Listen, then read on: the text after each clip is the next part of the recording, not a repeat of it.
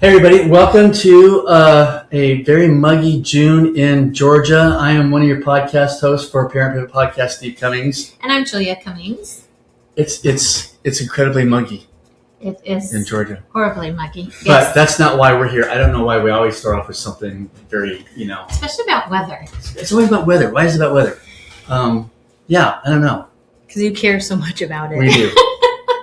Hey, we actually have a very special guest. We're related to her. Yes. Tell us about what's going on. So last week we had Seth Barnes on talking about, not holding on to your, young adult kids too tightly, allowing them to experience life, go out and experience the world. We talked specifically about the world race. Which he's the CEO and president of Adventures in Mission and the World Race, which we put that all in last week. So we thought we'd do a follow-up podcast to all that. Yes, so our follow-up podcast is with our daughter, Jamilyn. Our Vice President of Social Media and all things marketing for Parent Pivot Podcast. It's because of her that we're so successful. And if you're on YouTube, you can see her if you're watching belly. I'm not this big. I'm about to pop. Yes. I'm very pregnant. Let's just say that about 8/10 of the family have already gotten the date wrong to try to guess. There's only a few left, including Pop. So come on, little guy. Yes, we are waiting and anticipating. So we wanted to interview Jamilyn to talk about her experience on the world race and being thrown out of the nest. Mm-hmm. And we didn't really have to throw her. No, we've never had to throw her. I ran. Yes, she ran. But the whole thing about the world race was new to us at the time. So I kind of want to go back and have Jamilyn kind of say, hey, how did you become aware of it? All those things. What were you looking forward to? And things like that. Because we want you as parents who are pivoting, who might be a little fearful of your 20 to 35-ish adult child. 18 to 35. Yeah. To kind of follow up. So we want you to hear it from someone on the other end. Yeah. But I would like to go back even further. Okay. Because as a teenager is when you developed your love for missions and wanting to do that. And that was something that we allowed our kids to do as teenagers. And so I actually want to go back to that and kind of ask you about that experience for you. Are we talking like Ecuador? Oh yeah, all that stuff. Kind of thing. It was like growing up with the Cummings family and things that you were doing with all your mission stuff. Yeah. Well, we went to a church that had a lot of opportunities for even junior hires. There was that Arizona trip or whatever. Yes. And you guys took us to Mexico growing up and stuff like that. So we had just like a good introduction to it all. And then when we get to high school, the high school group did a missions trip to Ecuador. And I went both years that they had it. I think maybe I was a sophomore and junior or a junior and senior, something like that. I think it was a junior and senior, but yeah. And that was life-changing for me. It opened my eyes to more of what the world is, because you guys did a great job at sheltering us in a good way. But then when I went out of that bubble to Ecuador, I was like, whoa, the world is big and I want to see all of it. And when I was 16 is when God instilled in me a heart for his lost children and got to see that in Ecuador. So then every year from 16 till 2019. Yeah. When I was, I said a good 10 years. Yeah. Every year for 10 years, I was fundraising for a mission trip somewhere. Yes. Yeah. Yes. And this was the biggest one you've ever had to fundraise for. I think you had to raise $18,000. Yeah. Which has probably gone up. For the world race. For the world, that's right. Yes. Yeah, for the world race. Mm-hmm. Yeah. So before the world race, because we'll get there, tell us the places you went before the world race. Can you even name them? Well, we did those Mexico trips. And I did Ecuador. And then I went to Bible school right out of high school to Austria. was able to do a little backpacking through Europe. So we hit Switzerland and France and Germany and England, bunch of good European ones. That was a great experience. I think I'm 19, 20-ish. I think I went to Thailand. That's right.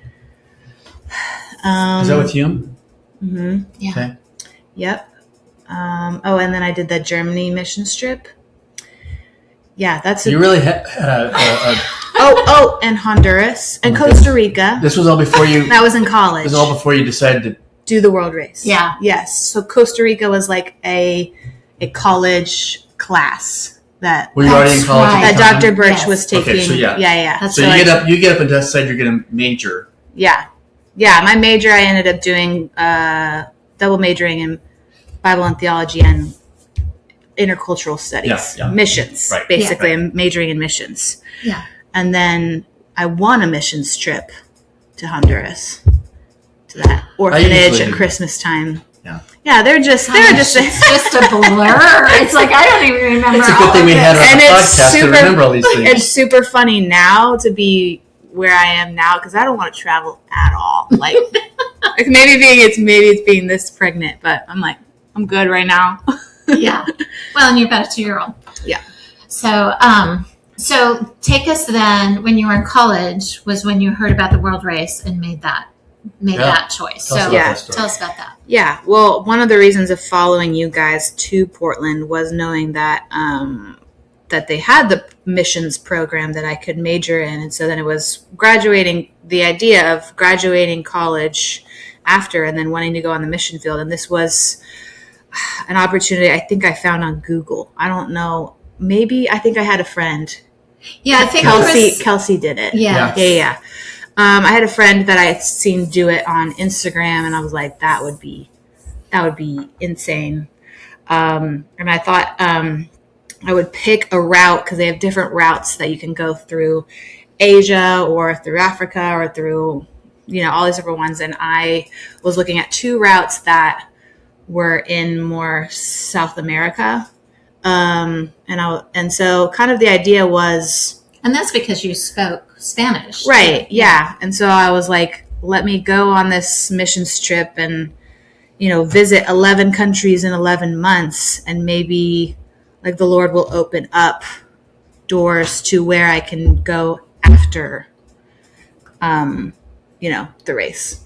Yeah. So I applied and got in and fundraised But no, and this was all unbeknownst to us as mom and dad. I mean, she kind of discovered this. I'm going on the world race, and so wow. I was like, okay, great. Yeah, and you were one of the few that raised your whole 18,000 pretty quickly.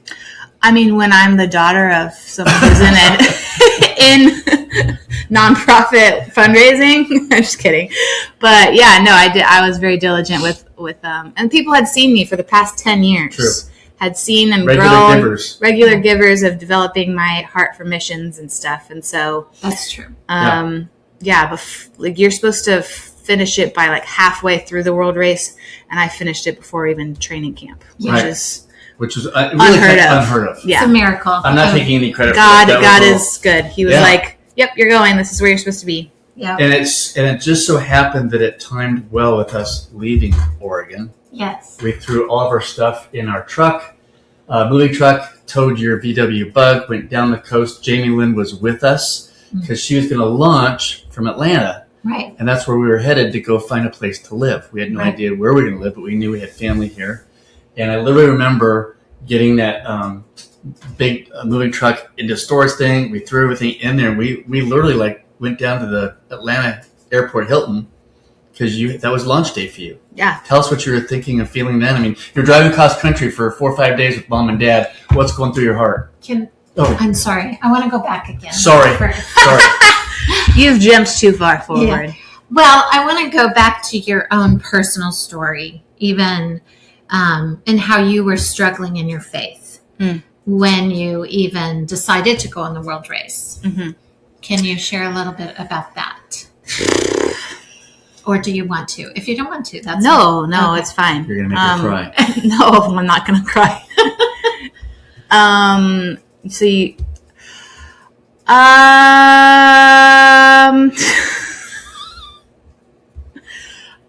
don't know. There are different levels. I feel like when you grow up in a Christian household, your parents and your church and your community or whatever are the foundation of your faith. Mm-hmm. And when you guys moved to Oregon, and when I moved to Oregon away from the church and community that I had, it all felt like there was nothing under my feet. Mm-hmm. And having to even just go to major in these Christian studies things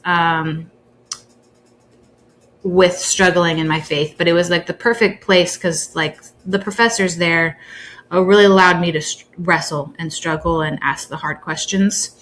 And then reaching a point where I'm spiraling into a suicidal depression. And I almost feel like knowing that I needed to get out and go experience the world,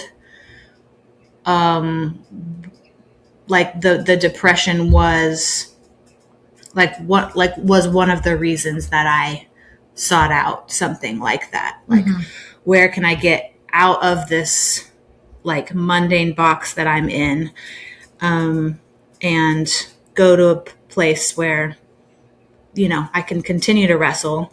What's crazy is that training camp, like fundraising, seeing the fundraising coming in that quick, getting like $5,000 anonymous donations and stuff like that.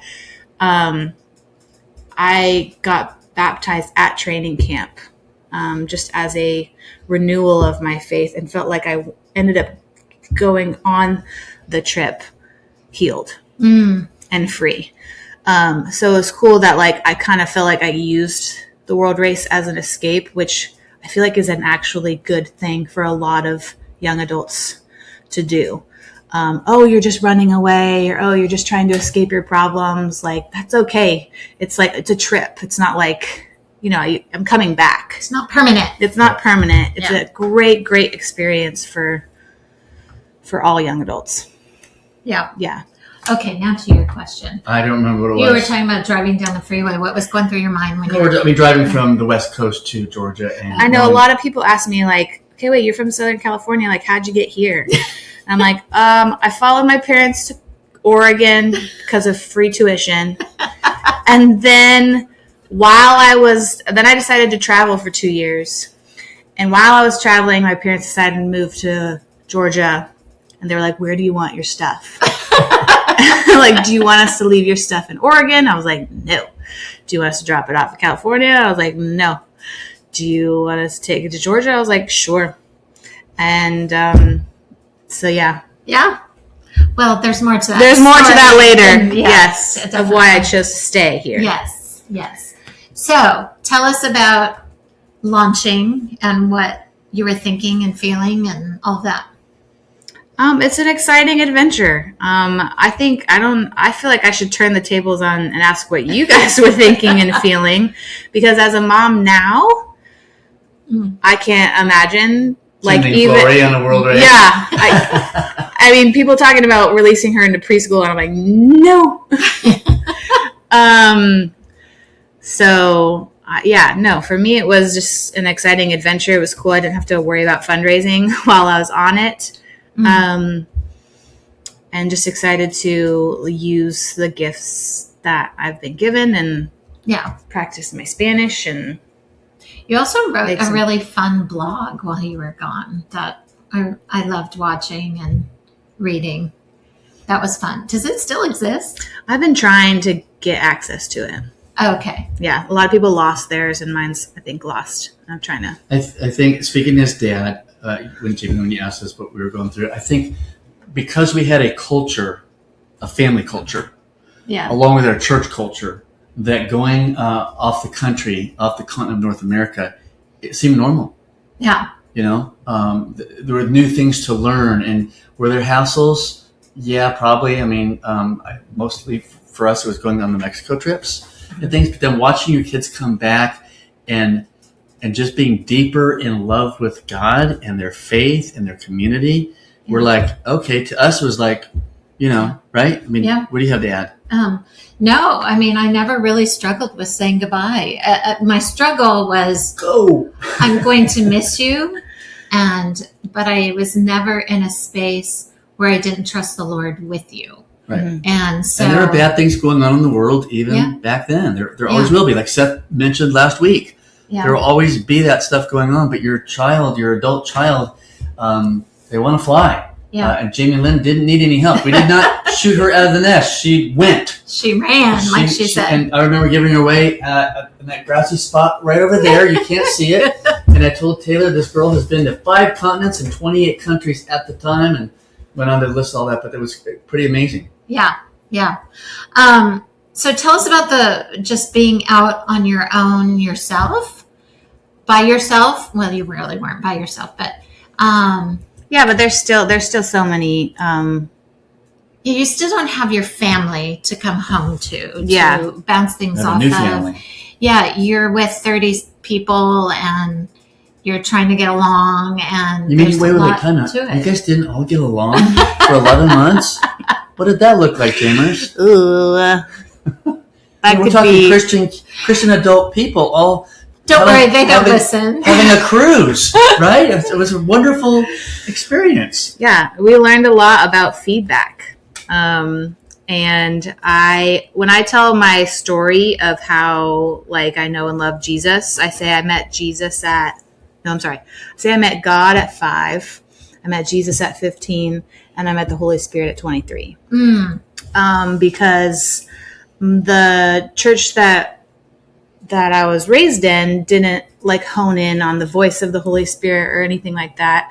And so experiencing it for the first time and watching healing and watching prophecy and hearing his voice and listening prayer and all these different things just really blew open my walk with God.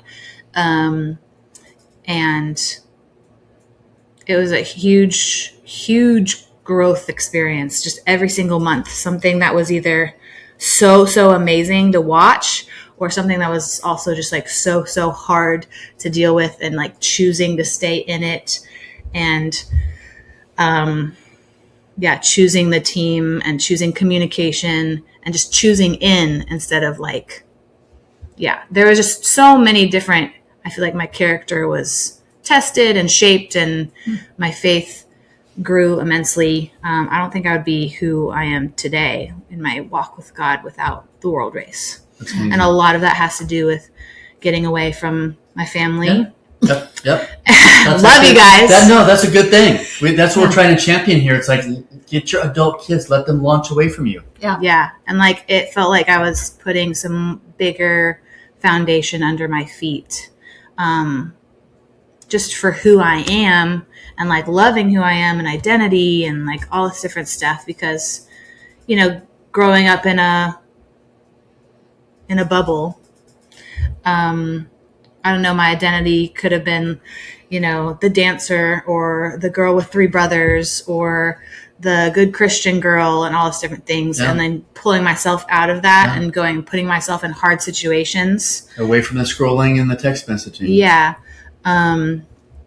Allowed me to like really figure out who I am. And you took it a step further. There's a story. I think you guys had a 24 or 36 hour layover before you went to the DR or something, and you came through Chicago, and we came to meet you. Oh, yeah. You looked a lot different. Oh. You know what I'm talking about? I was like, I don't know what you're referring to. As we're talking about identity, tell us that story. I went on the mission field with 2 goals. One of them was to figure out like where God's calling and path for me was in missions. And the other one was to do something different with my hair every month. And so like first month I dyed it red, and then the second month I chopped it off, and then the third month I'm dyeing it purple, and I was going to do like a cool fade and and maybe eventually do a pixie cut or braid it. I don't know what. But realizing quickly within like I think the third month that I had always put a lot of identity in my hair. I grew up with the long blonde hair down to the hip, and it was like an attention seeking thing. And so as God's working in me month by month by month, he was actually pulling me into missions in the entertainment industry. And I was thinking I'd go out on the mission field, and the Lord's saying, actually, like, hey, you can go out on the mission field and find an unreached people group, and maybe 100 people come to know me, and I'll partner with you, and it'll honor me, and that'll be great. Or you can use all the ways that I have gifted you in entertainment and encouragement and performance and producing and directing, that you could go to influence influencers in the entertainment industry that could influence millions, and millions come to know my name. And I went, and so there's this huge shift from missions in the global sense, the traditional Christian sense, and moving into missions in the entertainment industry and Hollywood. And so those mixed together of dealing with my hair and stuff, I was like, I don't want to do that, because that's self-centered. That's, I want a spotlight on me. I want attention. I want all those different things. And he said, would you shave your head for me? And this is what you get when you learn how to hear the voice of the Lord. And so that was like a hard yes. So I shaved my head, said bye to all of that kind of like weight. I felt actually very free. And so that was my yes to missions in entertainment.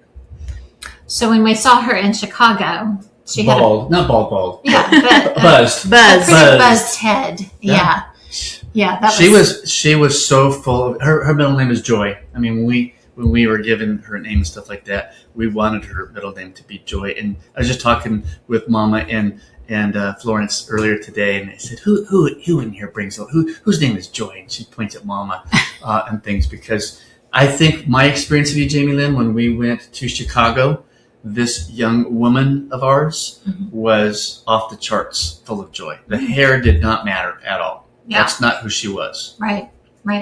Yeah. And it took some getting used to, for sure. As Mama, who loved her hair, because I can't grow long hair, I'm like, I love Jamilyn's hair. I was very jealous of it. So, in any case, so tell us, for the parents out there, who we're kind of trying to not necessarily sell the world race, but we're trying to sell you on the idea of letting go of your kids and letting them experience things, letting them do hard things, letting them buzz their hair. Yeah, whatever that is. Tell us the life lessons that you learned that you are still applying today. Oh my goodness, that's such a loaded question. Life lessons. Hey buddy. That I picked up on the race. Wait till the 16th. That's my day. That I still use today. I think a lot of it has to do with identity. Because I think I built my identity over the course of things, growing up. And shedding that on the race and hearing the Lord's voice of who I am. A lot of that, and then doing the leadership school afterwards in Spain that I'm a leader. And that looks different than I thought right now, because we're slowing down. We're building our family. And so I'm leading a little 2-year-old, and I'm going to lead this little guy soon. And so also trusting in God's timing, because he has called me to big things. And I think a lot of what I took is doing it with God, because there's a ton of like my tendency is always to strive and to bulldoze and run ahead and just get excited and not look at directions and just Why are you looking at me like that? Okay, if you're on YouTube, did you just see the look from mom and she's hearing that from her daughter? I know. And looking at her husband. I know that I am my father's daughter in that way.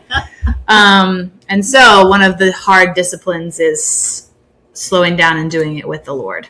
And I'd say the biggest thing is hearing his voice, I'd say. I love that. Hearing his voice. And, I'm going to say this on those notes. For me, you can speak for yourself.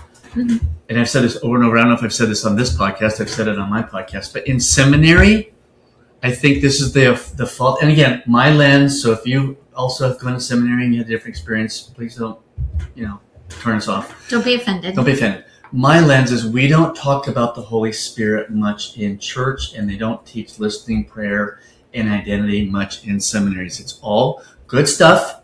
You get history and apologetics and Greek and Hebrew, and we need all that, right? Yes. But we don't take all the rest of this in. And when this all was starting with you, and then Jackson came along and he kind of followed in similar footsteps and things, me, and I think you did too, took a step back and went, wait a minute, our adult kids were leading and teaching us absolutely about what you're just hearing from Jamilyn, the Holy Spirit and listening prayer. And as you heard Seth Barnes talk about last week in listening prayer, that came from his father. So look at the generational flow that this has happened, because you normally think, it goes from grandparents to us to it's like, no.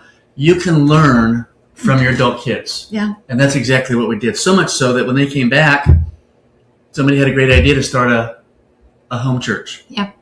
And we enveloped that. But there's some more to the story. Well, and if I could say, when you guys came out to Thailand, the parent vision trip, we got invited. Yes, they allow the parents to come visit for like a week in the middle of the race. I think it was like month 7 or 8. Yeah, we're in Chiang Mai. Right, yeah. And I don't know if they had you guys write letters to us or that's just something you guys did. I still have the letters that you wrote. And I think they had us do it. Okay, yeah. It was just like an exercise or something. But that was actually like invaluable to me because you guys had that humble spirit. I just remember I don't know which letter it was, but it was like, we pointed you to Jesus, but you ran after him faster than we were going. And so we're trying to keep up with you now. And that is something that those words, like, I have treasured for years. And like grew my confidence and I think our relationship and all those different things and I have a different experience because you guys are just like, yeah, go. And I'm sure there's lots of other parents that I might be this when I become a parent of an adult child, of being like, oh, do we, like, I don't know, holding on a little bit tighter and stuff. So. And right now, you that's the role of a mom. I'm supposed to be holding on tight. We didn't tell you to do this, but Flori got her foot caught in the foot massager this morning and hurt her toe. Oh. So that was hard. Yeah. But those things happen. But no, that makes sense because every little thing you want to do that stuff. So yeah. So you come back from the world race. You weren't done. I thought I was. I mean, as far as I was like every month since Jamaica. We were in Georgia. Yeah. You made a pit stop to your bedroom here. Yes. For just like 3 months. Well, I had you take all my stuff here. I every month of the race after shaving my head in Jamaica was God confirming more and more about acting in Hollywood and directing and just the creative aspect of me and leadership, encouragement, all this different stuff, and how he made me. And so I was like, great, Atlanta is like the perfect hub to start a career like that. I'm going to do that. Acting in Atlanta, here we go. And then they have a little conference to kind of like help you acclimate back to the States. And that's where they introduced this program called G42. And I was like, no, not doing that. I'm doing acting in Atlanta. You've confirmed that for me 18,000 times on the race. That's what I'm doing. But then just felt this tug towards that leadership academy, people giving me words that I should be going. And I was like, this is no. And then ended up like I said, I'll go to the workshop. That's about it. And I'll ask questions knowing that they're all going to be no, so that we can just shut this door and I can go do my thing. And I asked the question of like, hey, like I have to do like a practicum that you would want, right? Like I can't make my own, because that was the idea. I was like, okay, maybe if I could like do acting for my practicum or something like that. And then there was this man, Taylor Upchurch, who sat right behind me and was like, oh, actually, like I'm in the program right now and I created my own practicum and I'm acting in Atlanta. And I was like, dang it. And I talked to him later.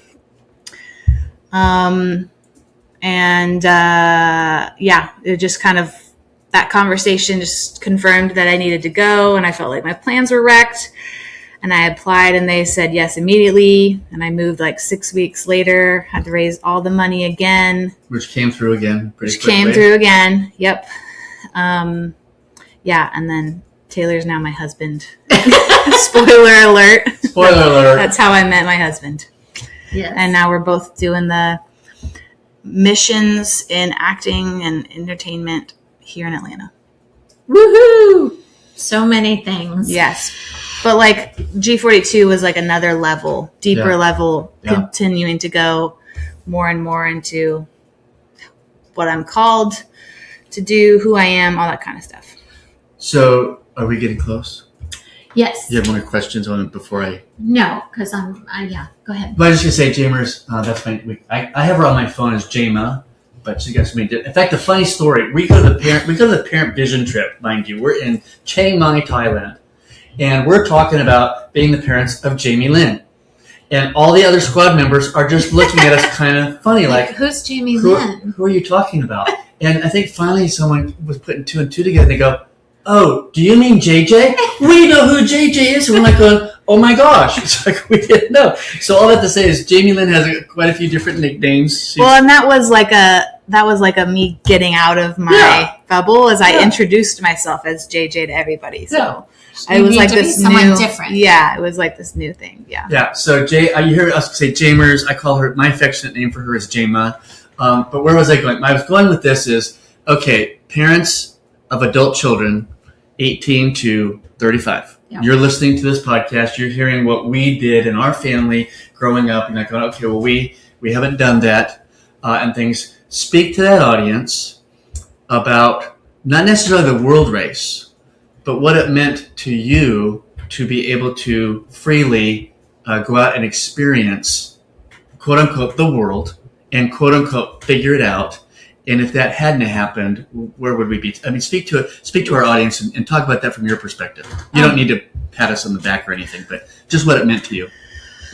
I think it's a necessary thing that I think all young adults need to go through. I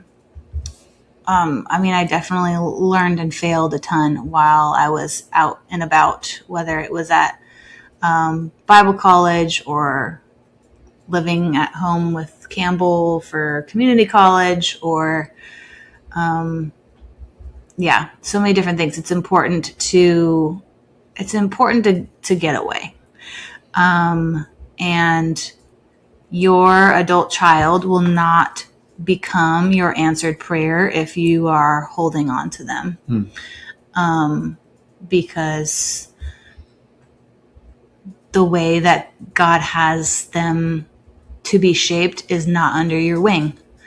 They have to go experience the hardship of the world, but also just the goodness of the world.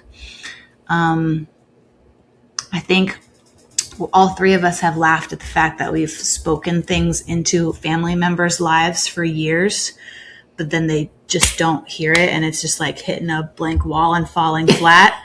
And then one person that's like outside the family becomes their mentor and speaks into them. and they get it within the first second, and you're like, I've been saying this over you for 14 years. But yeah, the random guy in the corner told you, cool. Those things need to happen. They need to hear it from someone else. Yes, exactly. It kind of just makes it go a little bit deeper. Yeah. Yeah. I've been called joy my entire life, but I don't think I really truly understood it until getting away and knowing that joy is not just this like happy, bubbly thing. I think I was able to become my own person. And I think that sentence of like, they're not going to become your answered prayer if you're holding on to them. Yeah. Anything you hold on too tightly is more about you than about what you're holding on to. Yeah. And with your release, it allows space for God to speak into them. Because God is more into the job of him being more experienced and poured out into the world, not more of you being. So if you're holding on and controlling and telling them and guiding them and doing all of that, you will get more of you and your shadow self and your mistakes and, all of that. With you releasing, it allows God into that space, God to enter and overflow them, pour out to all those people. Amen. Well said. How do we get such a wise daughter? I don't. It wasn't us. It's Jesus. We got out of the way because you let go. We worked the parent eclipse so that she could see Jesus fully. So my one last question, Okay. Is did this enhance our relationship with you, or did it hurt? I think the answer is obvious, but I think it definitely enhanced it, for sure. Because I saw your guys' faith and trust and admiration in me, and in being just an adult human, an adult human, professional adult, not just on paper. Yeah. good. That's all I got. That's all you got. Awesome. Is there anything else you wanted to say? I don't think so. Okay. Yeah. It's been a joy to have you on the Parent Pivot podcast. And it's the second time you've been on. In fact, I will say this to our listening audience. If you haven't already, our top 3 podcasts are obviously our interview with Jim Burns. Mm-hmm. That was kind of the nucleus of us, doing life with your adult children. Yeah. Keep your mouth shut and welcome in out. Right. So that's like number 1. Number 2 and number 3 podcasts all time are, one is the interview with Jamilyn that we did earlier, and we'll put a link to that in our show notes. This is actually the 3rd time she's been on. I think this. That's right. She interviewed me. I think this is like my 5th time. Okay. We're gonna have to go back and count. Oh, I forgot about that one. One time you were available. Yeah, one time she was gone. I did it. One time I interviewed you 2. Yeah.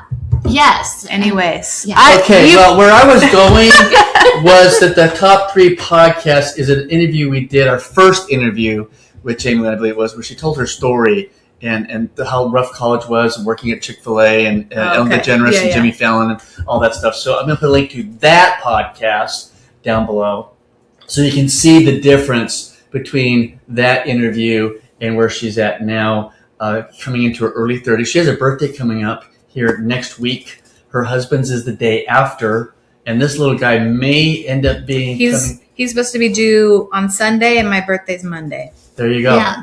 There you go. We'll see what happens. So we'll see what happens. Maybe we'll put a link to that in the show notes and things. And as our social media director, she would tell you, please like our podcast. Please comment on it. Follow them. Share it. Follow it on your social media. Where are we all located on social media? All over the place? Yeah. Just look up Parent Pivot Podcast. Instagram and Facebook is kind of where we're at. Yeah. And but anyway, the whole point here was just to bring you alongside our audience and saying, hey, we had Seth Barnes on last week. Yeah.